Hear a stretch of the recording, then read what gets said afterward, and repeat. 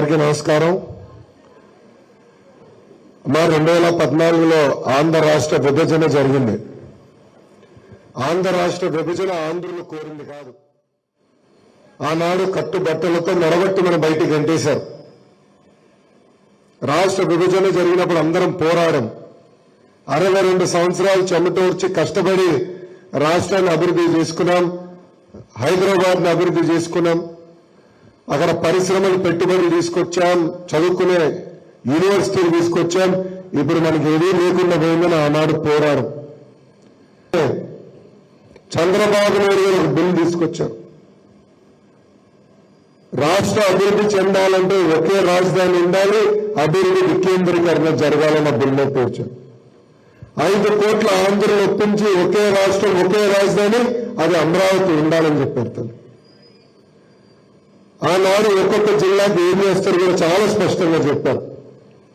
ఆనాటి ప్రతిపక్ష నేత, ఇప్పుడు ఆంధ్ర రాష్ట్ర ముఖ్యమంత్రి ఉన్న జగన్మోహన్ రెడ్డి గారు కూడా ఇప్పటికే చిన్న రాష్ట్రం అయ్యాం, ప్రాంతీయ విద్వేషాలు రెచ్చగొట్టడానికి నేను సిద్ధంగా లేను, అమరావతికి సంపూర్ణ మద్దతు దొరుకుతున్నాను అతను. ఒక పక్కన ముఖ్యమంత్రి గారు చంద్రబాబు నాయుడు, ప్రతిపక్ష నేత జగన్మోహన్ రెడ్డి గారు, కేంద్రంలో ఉన్న ప్రధానమంత్రి గారు నరేంద్ర మోడీ గారు కూడా అమరావతికి మద్దతు పలికారు. కనుకనే రైతులందరూ భూములు ఇచ్చారు. 32,000 ఎకరాల భూమి ఇచ్చారు. మాస్టర్ ప్లాన్ తయారు చేశాం, రోడ్లు వేశాం, సచివాలయం కట్టాం, అసెంబ్లీ కట్టాం, ఎస్ఆర్ఎం, విట్ ఇలాంటి అనేక యూనివర్సిటీలు తీసుకొచ్చాం. చంద్రబాబు నాయుడు గారి ఆలోచన ఒకటే, ఆంధ్ర రాష్ట్రంలో అద్భుతమైన అవకాశం వచ్చింది, ప్రపంచం మొత్తం ఆంధ్ర రాష్ట్రం వైపు చూసే విధంగా అమరావతిలో ఒక రాజధాని కట్టాలని ప్రయాణం ప్రారంభించారు. పెద్దలు చెప్తారు, పెళ్లి చేసి చూడు, ఇల్లు కట్టి చూడని. అలాంటిది చంద్రబాబు నాయుడు ఒక రాజధాని కట్టే పనిలో ప్రారంభించారు. కానీ 2019 ఒక్క అవకాశం మన మాయమాటలు ఉన్నాం, అందరం మోసపోయాం. ఏ ముఖ్యమంత్రి అయినా మొదటి నిర్ణయం ఒక అభివృద్ధి సంక్షేమంతో తీసుకుంటారు తను. అలాంటిది జగన్మోహన్ రెడ్డి గారు తీసుకున్న మొదటి నిర్ణయం ప్రజావేదిక కూల్చుతాం తల్లి. మొదటి నిర్ణయం. ఆయన తీసుకున్న రెండో నిర్ణయం 3 ముక్కల ఆట్ల, అది 3 రాజధానులు తల్లి. కర్నూలులో ఒక ఇటుకలు ఎత్తండి, నేను కర్నూలులో పాదయాత్ర చేశాను, ఒక్క ఇటుకల. అమరావతి సర్వనాశనం చేశాడు. విశాఖపట్నంలో కూడా ఒక్క పరిశ్రమ తీసుకోలేదు. విశాఖపట్నంలో ఆయన ఒక పని చేశాడు తల్లి, అదేంటో తెలుసా?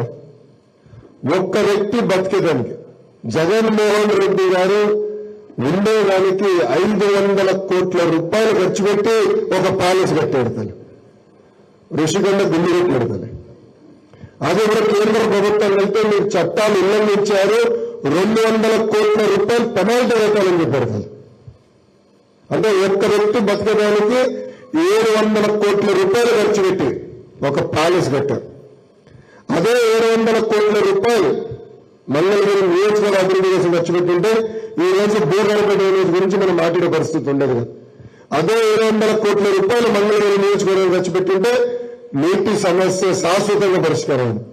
అదే 700 కోట్ల రూపాయలు మంగళగిరి నియోజకవర్గం ఖర్చు పెట్టుంటే నిరుపేద కుటుంబాలు ఇల్లు కట్టించే పరిస్థితి.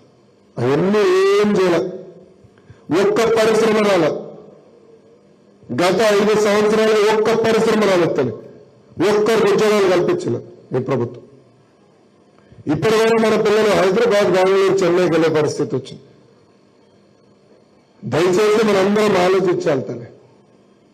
ఈ ఎన్నికల కేవలం మన భవిష్యత్తు కాదు, మన పిల్లల భవిష్యత్తు ఆధారపడి ఉంటుంది. ఇది తెలుసుకున్న తెలుగుదేశం, జనసేన, భారతీయ జనతా పార్టీ కలిసికట్టుగా ఒక మేనిఫెస్టో రూపొందించాం. దాంట్లో బాగా సూపర్ 6 హామీలు ఇచ్చాం. మొదటి హామీ 5 సంవత్సరాల్లో 20 లక్షల ఉద్యోగాలు కల్పిస్తాం.